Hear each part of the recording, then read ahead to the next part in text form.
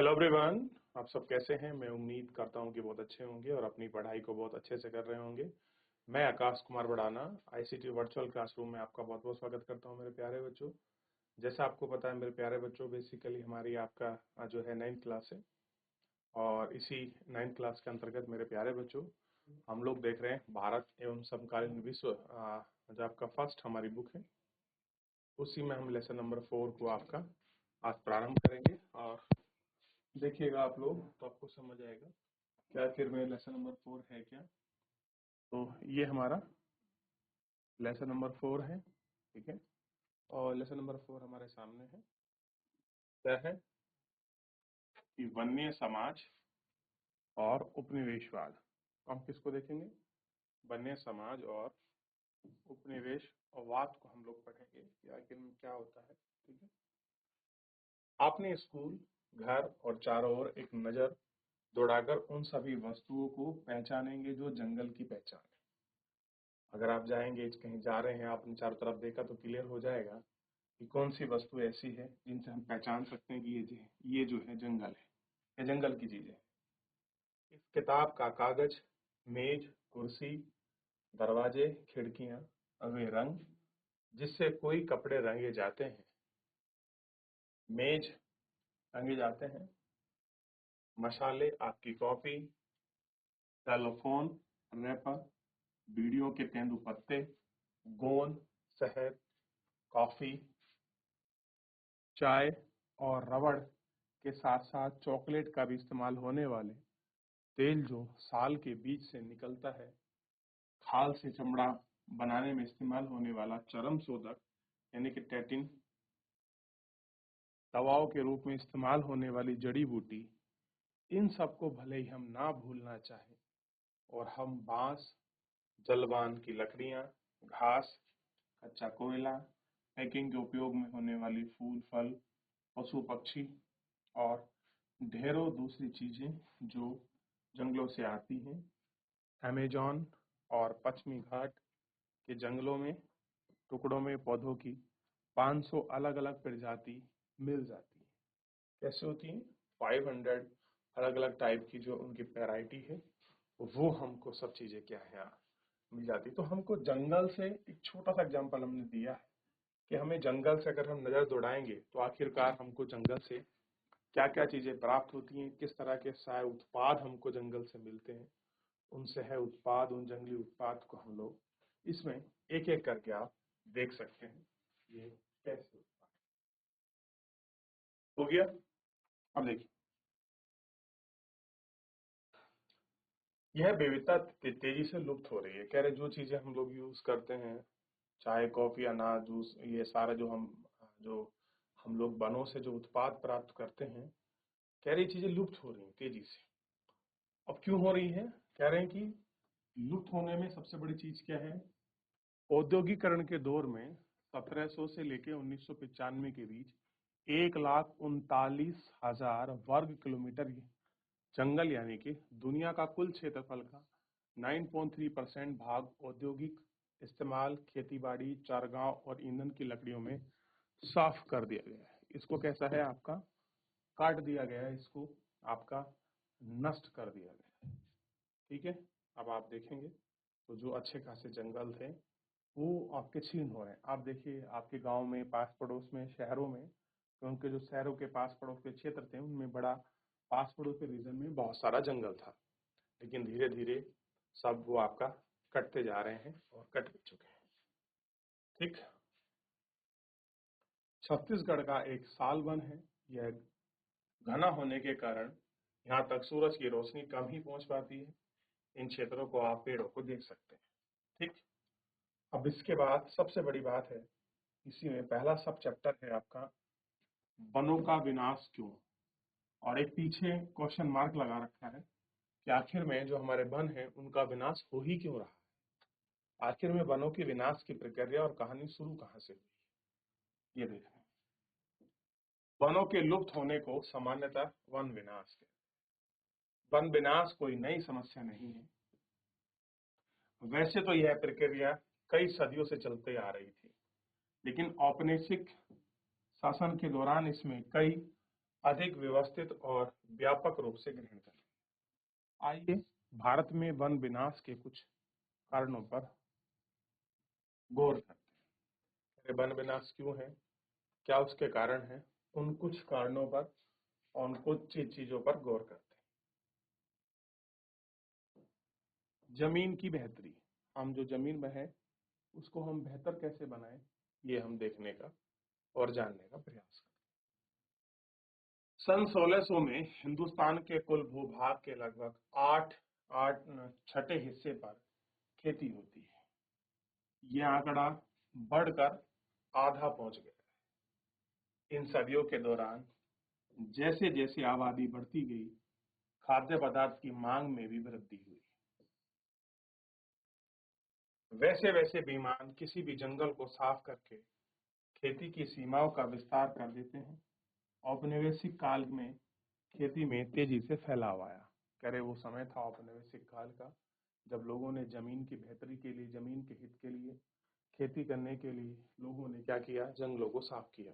आपने अगर आप मौका मिलेगा आपको पढ़ोगा, जब काश्तकारी नियम आता है तो आदिवासी क्षेत्रों के जंगल को लोग बाहर के लोगों को जमींदारी सौंप देते हैं।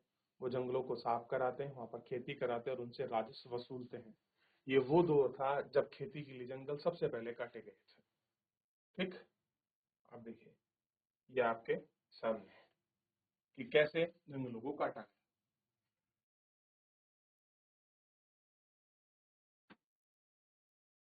देख लिया, देखिए आप देख सकते हैं जब घाटियां भरी हुई थी, जॉन डॉसन की पेंटिंग है, और अमेरिका का जो नॉर्थ उत्तरी अमेरिका के क्षेत्रों में जो आदिवासी लोग थे उस जमाने के टाइम में कैसे घने बसे थे, ये बनाए थे। अब देखिए कई वजह थी। पहले अंग्रेजों ने व्यावसायिक फसल जैसे पटसन, गेहूं, गन्ना और कपास के उत्पादन का जमकर प्रोत्साहन किया। कि पहले जो आपका पटसन लगाई गई, फिर गन्ना और गेहूं के लिए उन्होंने क्या किया, उनको जमकर प्रोत्साहित किया कि भाई आप लोगों को इन सारी फसलों को बढ़ावा देना चाहिए, इनको लगाना चाहिए। ठीक, 19वीं सदी से यूरोप में बढ़ी शहरी आबादी का पेट भरने के लिए खाद्यान्न और औद्योगिक उत्पादन के लिए कच्चे माल की जरूरत थी। लिहाजा इन फसलों की मांग में इजाफा हुआ। देखिए एक शब्द है इजाफा, इसको बोलते हैं बढ़ोतरी। फारसी शब्द है इजाफा, मतलब किसी चीज में मांग बढ़ना, किसी चीज की बढ़ोतरी हो जाना, किसी चीज में वृद्धि होना। और वृद्धि चाहे मांग में हो सकती है, किस चीज में भी। तो क्या हुआ, लोगों की मांग में इजाफा। दूसरी वजह से ये 19वीं सदी की शुरुआत में औपनिवेशिक सरकार ने जंगलों को अनुत्पादक समझा। उनके हिसाब से व्यर्थ के बयान पर खेती करने, राजस्व और कृषि के उत्पाद में पैदा किया जा सकता था। इस तरह राज्य की आय में बढ़ोतरी की जा सकती थी।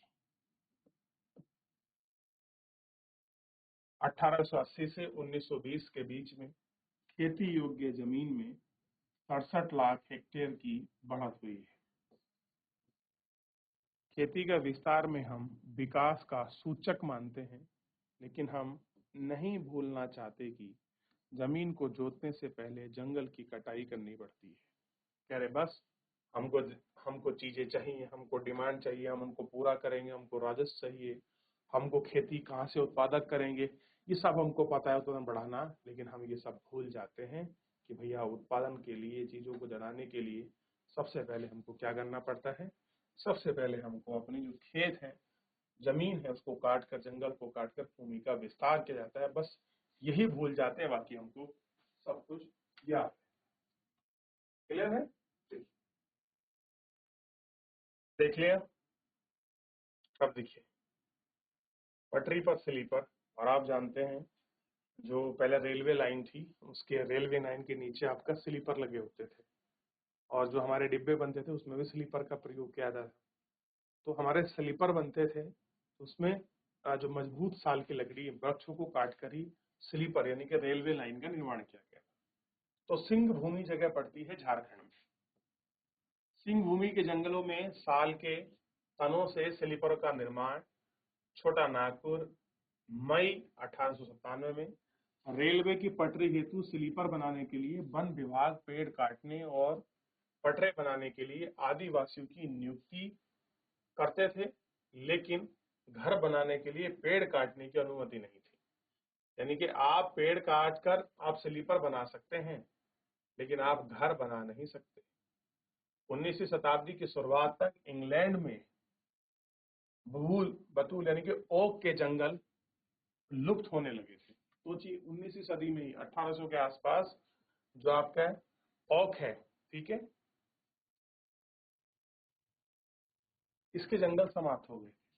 इसकी वजह से शाही नौसेना के लिए लकड़ी की आपूर्ति में मुश्किल आ पड़ी थी। मजबूत और टिकाऊ लकड़ी की नियमित आपूर्ति के बिना अंग्रेज जहाज भला कैसे बना सकते थे, और जहाज के बिना शाही सेना कैसे ताकत बनाए रखने के लिए 1820 के दशक में खोजे गए दस्त हिंदुस्तान ने वन संपदा का अन्वेषण करने के लिए भेजा कि आप जाइए, वहाँ की वन संपदा कैसी है, आप उसका इन्वेस्टिगेशन कीजिए। अन्वेषण का मतलब होता है इन्वेस्टिगेशन करना, खोज जांचबीन करना। किया, उन्होंने देखा कि भैया यहाँ स्थिति कैसी है, कैसे अन्वेषण करें, क्या क्या चीजों को देखें कि हमारे लायक है कि नहीं है, वो वृक्ष उगते हैं कि नहीं उगते जो हमको चाहिए। एक दशक यानी कि 10 साल के भीतर बड़े पैमाने पर पेड़ काटे जाने लगे और भारी मात्रा में लकड़ियों का हिंदुस्तान से निर्यात होने लगा। निर्यात का मतलब भारत से काटकर दूसरी जगह भेजना ही निर्यात है। तो उनको क्या किया गया, निर्यात। तो अगर कभी ये प्रश्न भी बन जाए, कोई पूछ ले क्या भारत से लकड़ियों का निर्यात हुआ, तो हाँ भैया, बहुत बड़ी मात्रा में लकड़ी का निर्यात हुआ। तो लकड़ियों में जैसे आपका साल के वृक्ष हो गए, चीस्ट हो गई, ओकनट हो गया, अखरोट की लकड़ियां हो गई, ये बहुत मजबूत मानी जाती हैं। तो इन सब लकड़ियों को काट कर भेजा गया। किस काम के लिए? जहाज निर्माण के लिए। ठीक है, वहाँ के कीर्ति जो आपके डिजाइन वाली चीजें बनती थी घर में, चौखट, विंडो के लिए, वहां आपकी लकड़ियां गई। तो आप इनको देख सकते हैं कितना महत्व इनको समझा। अब देखिए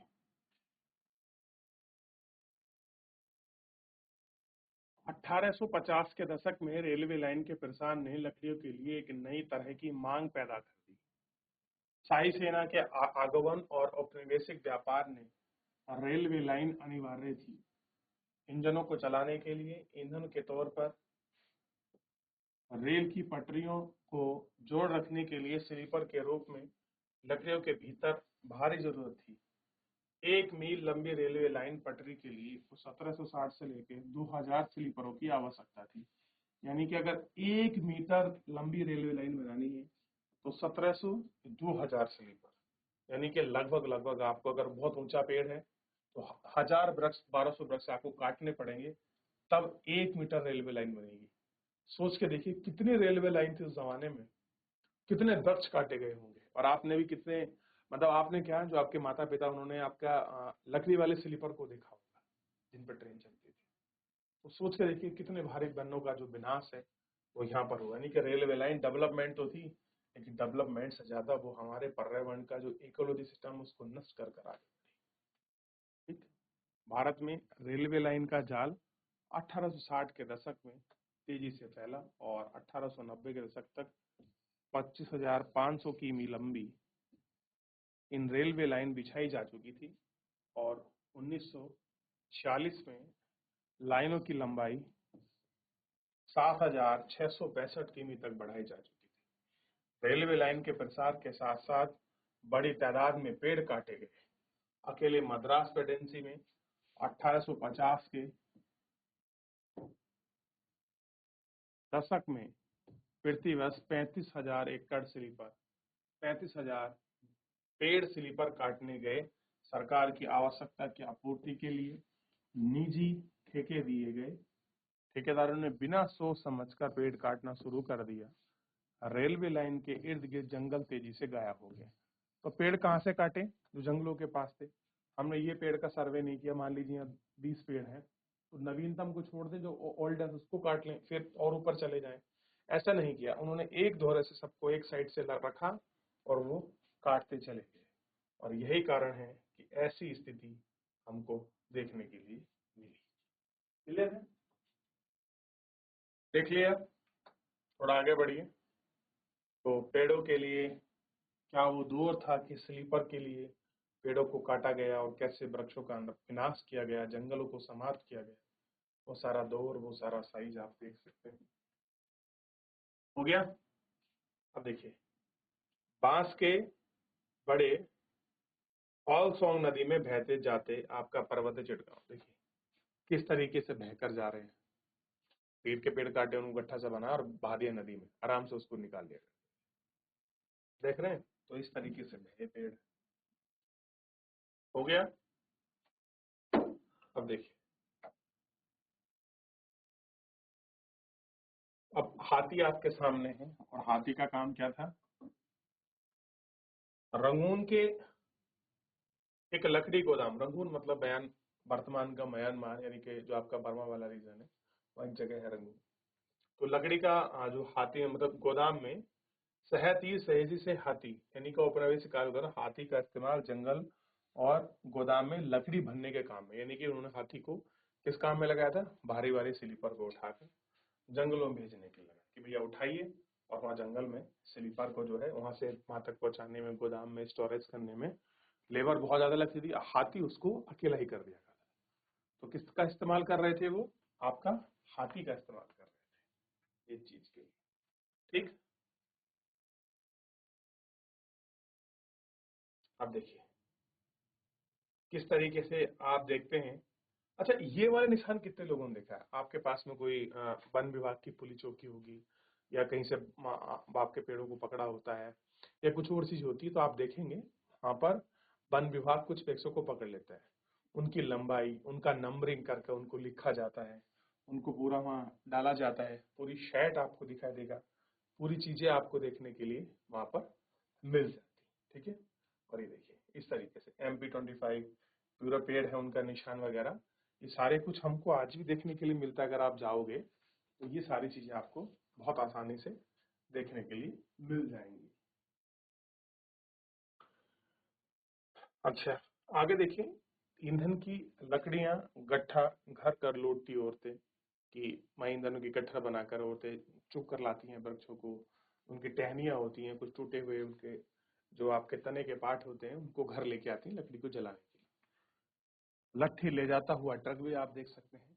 और ऐसा तो बहुत क्षेत्रों में ये इस तरीके का जो महिला है जो लेके जाती हैं, और खास कर जो आदिवासी क्षेत्र हैं, जंगल वाले क्षेत्र हैं, वहाँ बड़ा कॉमन है ये सारी चीजें। ठीक है। तो आप इनको इन जंगल वाले क्षेत्रों में बड़े आसानी से देख सकते हैं। तो फिलहाल आपने देखा कि आखिर वृक्षों को क्यों काटा गया, उसमें तीन चीज प्राइम निकल के आई। एक एग्रीकल्चर, जो खेती बढ़ रही थी उसके लिए। दूसरा किसके लिए काटा गया? औद्योगिकरण के लिए। और तीसरा किसके लिए काटा गया? रेलवे के स्लीपर के लिए। बाकी बहुत सारे फैक्टर और पढ़ेंगे, जानेंगे। फिलहाल मेरे प्यारे बच्चे, आज के इस लेक्चर में इतना ही। मिलेंगे नेक्स्ट लेक्चर में। धन्यवाद।